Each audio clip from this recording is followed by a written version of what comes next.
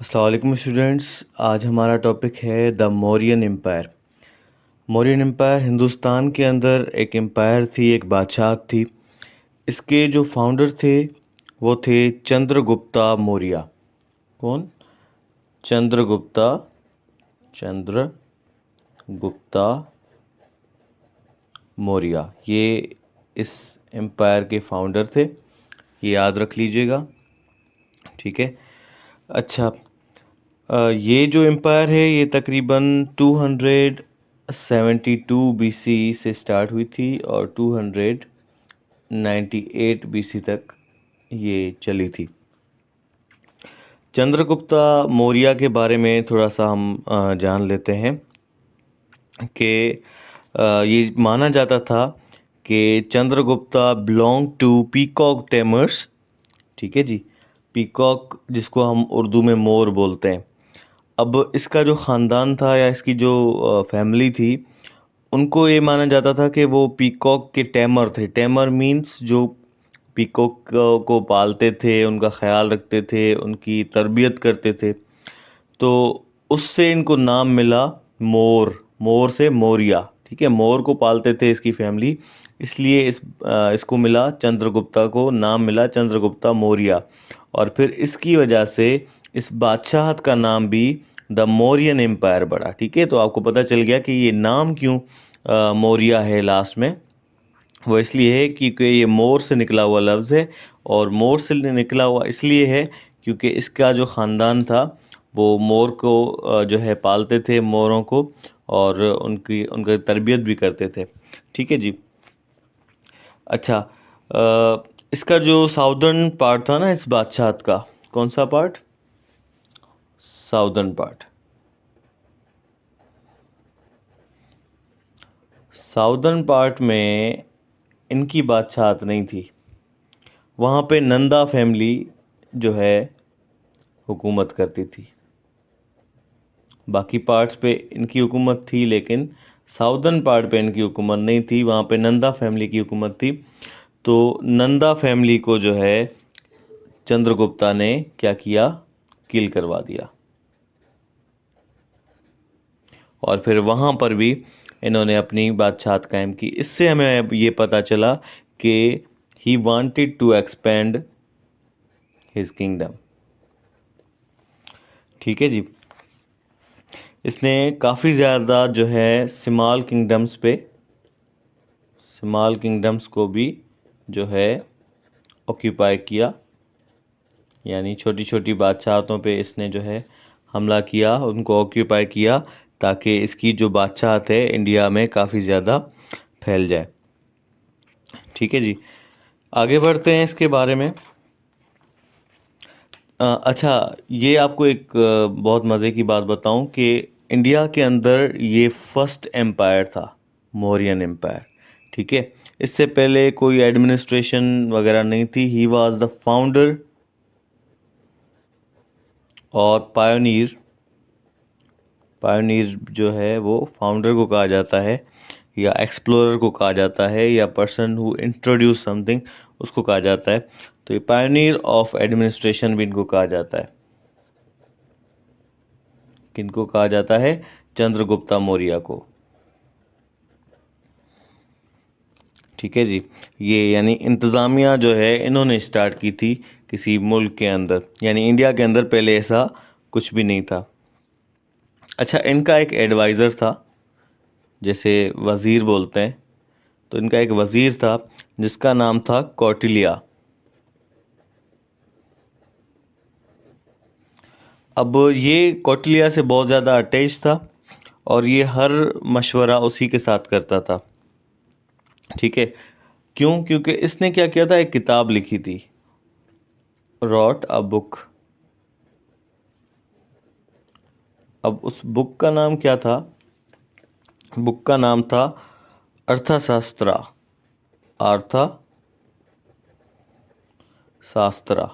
अब ये किस किस्म की बुक थी? इस बुक में क्या थे? Rules to run the empire. Rules to run the empire. आज के दिनों में हुकूमत के पास क्या होता है, कॉन्स्टिट्यूशन होता है। ठीक है, कॉन्स्टिट्यूशन, ये रूल्स ही होते हैं किसी भी कंट्री को रन करने के लिए। तो उस वक्त भी चंद्रगुप्ता का एक एडवाइज़र था, एक वज़ीर था जिसका नाम था कौटिल्य। उसने एक किताब लिखी थी, उस किताब के अंदर, अच्छा किताब का नाम था अर्थशास्त्र।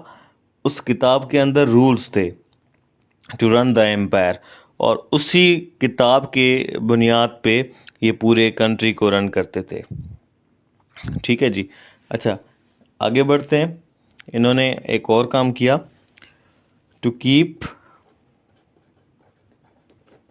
Keep the rule under his control,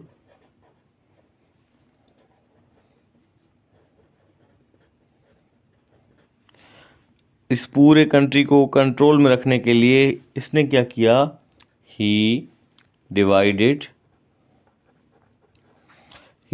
the empire into 4 provinces.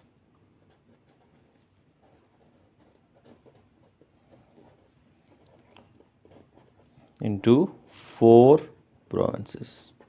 कोई सोच सकता है कि इतने साल पुराना बंदा भी इस किस्म की सोच रखता हो कि रूल्स हों, कि उन्होंने कंट्री को प्रोविंसेस में डिवाइड किया हो उसको अंडर कंट्रोल रखने के लिए। ठीक है जी। तो ये चंद्रगुप्ता का एक बेटा था जिसका नाम था बिंदुसरा, यानी ये he was the successor of Chandragupta, यानी चंद्रगुप्ता के बाद जो बादशाहत आई वो बिंदुसरा के नाम आई। ठीक है, बिंदुसरा ने भी क्या किया, उस पॉलिसी को कंटिन्यू रखा, अपने फादर की पॉलिसी को कंटिन्यू रखा। और क्या थी वो पॉलिसी, एक्सपेंशन ऑफ एम्पायर, बादशाहत को वसी करना, एक्सपेंड करना। तो इसने भी वही किया और ये फिर इसको सेंट्रल इंडिया तक लेकर आए थे। ठीक है, अब बिंदुसरा का भी एक बेटा था। मैं आपको ये थोड़ा सा ग्राफ के ज़रिए समझाता हूँ कि सबसे पहले जो थे वो कौन थे, चंद्रगुप्ता थे। He was succeeded by his son Bindusara. ठीक है, and then he was succeeded by his son Ashoka. अब अशोका कौन था, चंद्रगुप्ता का क्या लगता था, ग्रैंडसन। ठीक है, बिंदुसरा के बारे में मैंने आपको बता दिया। अब पढ़ते हैं मोस्ट इम्पोर्टेंट, जो कि कौन है, अशोका। ठीक है जी। Ashoka is considered to be one of the most remarkable and attractive rulers in the history of India. India की हिस्ट्री में सबसे ज़्यादा अट्रैक्टिव रूलर जो थे ना वो अशोका थे। अब after a bloody war against Kalinga, इसने एक जंग लड़ी थी अशोका ने। अब हम पढ़ रहे हैं अशोका के बारे में। इसने एक जंग लड़ी थी कलिंगा से और उसको डिफीट किया था। ठीक है, उस जंग के बाद इसने रिनाउंस कर लिया, छोड़ दिया, तर्क कर लिया वारफेयर को। यानी इसने कहा कि आई डोंट वांट वारफेयर। ठीक है, वारफेयर हमें नहीं चाहिए। And then he converted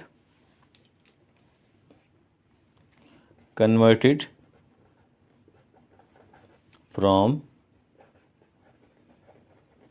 Hinduism to Buddhism. इसने अपना मज़हब भी तब्दील कर लिया। 2 चीज़ें इसने तब्दील की, एक तो इसने अपना जो तरीक़ाकार था हुकूमत चलाने का, जो कि वारफेयर था, उसको भी तब्दील कर लिया, और अपने मज़हब जो हिंदुइज़्म था उसको भी कन्वर्ट करके बुद्धिज़्म में आ गए। डिटरमाइंड थे कि ही वांटेड पीस। ठीक है, बड़े सुकून के साथ ये हुकूमत करना चाहते थे, किसी किस्म की जंग जो है वो नहीं चाहते थे। ठीक है जी। इसने बुद्धिज़्म को स्प्रेड किया और फिर श्रीलंका और साउथ ईस्ट एशिया तक लेके आए। ठीक है, स्प्रेडेड अब अपने मज़हब को स्प्रेड किया इन्होंने, spread it Buddhism to Sri Lanka. आज भी आप देखेंगे ना, श्रीलंका का सबसे ज़्यादा माने जाने वाला जो रिलीजन है वहाँ पे, वो बुद्धिज़्म है।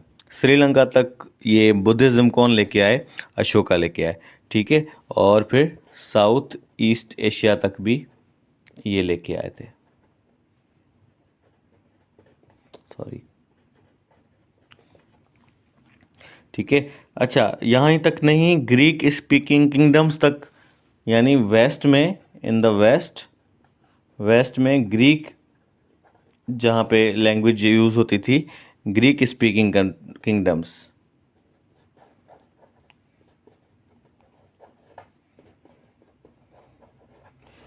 वहाँ पर भी जो है बुद्धिज़्म को लेके आने वाले कौन थे? हमारे अशोका थे, ठीक है जी।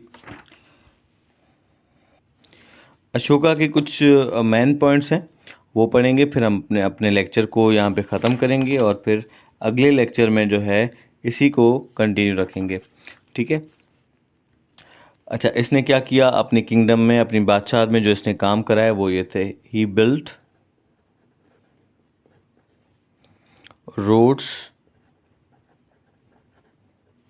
एंड वेल्स, पानी के कुएं बनाए और रोड बनाए, ठीक है जी। और क्या बनाया इसने? रेस्ट हाउस बनाए, जहाँ पे कोई मुसाफिर जो है वो आराम कर सके, ठीक है। इसके अलावा इन्होंने प्लांटेशन की, पौधे वगैरह लगाए, पेड़ लगाए, बड़े अच्छे काम किए इन्होंने। रोड के साइड पे जो पेड़ नहीं होते, वो वाले रोड पे इन्होंने पेड़ लगाए, ठीक है। इसके अलावा मेडिकल ट्रीटमेंट्स